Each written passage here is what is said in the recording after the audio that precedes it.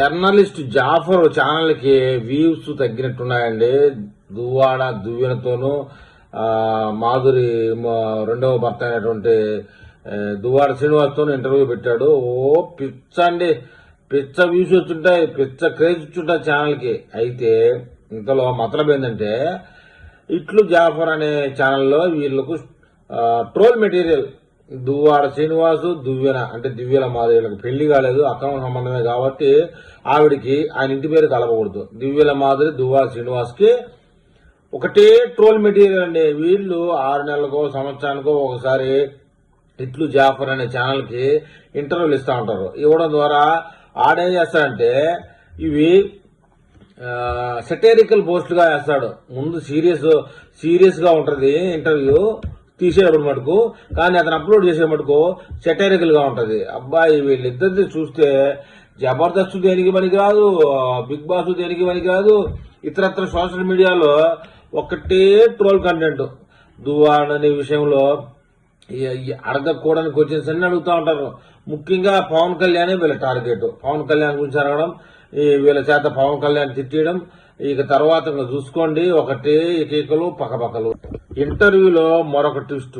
అంతలేకే పనులు గురుకుతాడు దువ్వాడ శ్రీనివాస్, అంతలేకే ఆవేశం తగ్గించుకుంటాడు, అంతలేకే కూల్ గా ఉంటాడు, మళ్ళీ అంతలేకే విపరీతమైన ఆవేశం, మేకపోతు గాంభీర్యం లాగా. ఇలాంటి సన్నివేశాలు ఈ ఇంటర్వ్యూలో చాలా ఉంటాయి. శృంగారం ఉంటుంది, కోపం ఉంటుంది, ఇంకా బీభత్సం ఉంటుంది, అయ్యో పాపం అనేది ఉంటుంది. సూర్యకాంతం మాదిరి మన మాదిరి రెచ్చిపోవడం అప్పుడప్పుడు.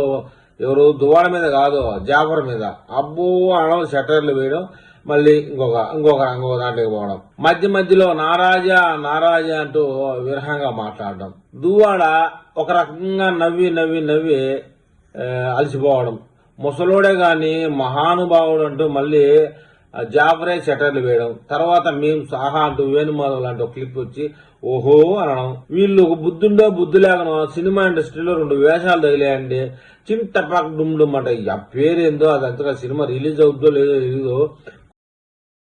మాదిరి ఆ కోడి పిల్లని సంకలో పెట్టుకుని తిరుగుతూ ఉంటది. మరి అది ఏం వేషం ఏమో, దాని గురించి వీళ్ళు చెప్పి నవ్వడం. ఇకపోతే ఈమె గారు బిగ్ బాస్ లో ఒక 4 రోజులు ఉండొచ్చిన కారణంగా ఒక అమ్మాయి పరిచయం అయింది. ఆ అమ్మాయిని తీసుకొచ్చి ఒక్కలా సిల్క్ ఓపెన్ చేపించడం. రూపాయలు ఇచ్చారో లేదో కానీ మొత్తానికి ఆమెను వాడి పడేస్తున్నారు. ఇంకా కాసేపు ఉంటే దువ్వాడ శ్రీనివాస్ ఇంట్లో విషయాలు, వాళ్ళ భార్య వాణి గారిది, కూతురు గారిది కాస్త తీసుకోవడం, తర్వాత ఈవిడి చేత తిట్టిపోయడం మాధురి గారి చేత. అది కాసేపు ఆహ్లాదంగా ఉంటుంది మన జాఫర్ గారికి. ఆ తర్వాత టెక్కల ప్రజల గురించి మీరేం చేయాలనుకున్నారు, టెక్కల ప్రజల గురించి ఎప్పుడో టెక్కల ప్రజలు ఇసిరిపారేగినారు మన దువ్వాడ శ్రీనివాస్ని. మళ్ళీ ఆ రోజు తర్వాత జగన్మోహన్ రెడ్డి మిమ్మల్ని పార్టీలోకి తీసుకుంటారా అని సెక్రటరీలుగా అడగడం. జగన్మోహన్ రెడ్డికి మేము కాకపోతే దిక్కు లేదు, టెక్కల్లో మేమే వైఎస్ఆర్సీపీకి అని చెప్పేసి ఈయన కౌంటర్ వేయడం. ఆ తర్వాత కాసేపు చిరంజీవిని తిట్టడం. ఆ తర్వాత కాసేపు ఇప్పుడు లోకేష్ బాబుని చంద్రబాబు నాయుడు తిట్టడం. దీంతోనే ఆద్యంతం సెటైరికల్ గా ఒక డిఫరెంట్ అడవిలోకి వెళ్ళిపోతారు మన జాఫర్ గారు. వీళ్ళకి తెలుసు, ఈ పిచ్చోళ్ళకి తెలుసు, ఒరే మనల్ని సెటైరికల్ గా దించుతారా, ట్రోల్ మెటీరియల్ గా ఉపయోగించుకుంటారా తెలిసినా కూడా ఏ మాత్రం ఇబ్బంది లేకుండా, సిగ్గు లజ్జ బిడేమి లేకుండా ఆ జాఫర్ గారు అడిగిన దానికల్లా జవాబు చెప్పడం. ఈ ఇంటర్వ్యూకి సింగారించుకొని మన మాదిరి రావడం, కొత్త పెళ్లి మాదిరి దువ్వాడ శ్రీనివాస్ రావడం. ఇలాంటి వ్యవహారాలన్నీ చూస్తూ ఉంటే వీళ్ళు జీవితంలో రాజకీయంలో కంటే ఇలా సెటైరికల్ కానీ జీవితాలు బాగుంటాయేమో, కంటిన్యూగా సెటైరికల్ కానీ కంటిన్యూ అయితే బాగుంటుంది కదా అనే అభిప్రాయానికి వచ్చారు జనాలు. అసలు వీళ్ళు టీవీలో కనబొచ్చినా ఇంకా వేరే ప్రత్యక్షంగా కనబొచ్చినా జనాలు సెటైరికల్ గానే మైండ్ లోకి వస్తారు. కాబట్టి సీరియస్ రాజకీయ నాయకుల మాదిరి వీళ్ళు కనపడాలంటే జీవితంలో.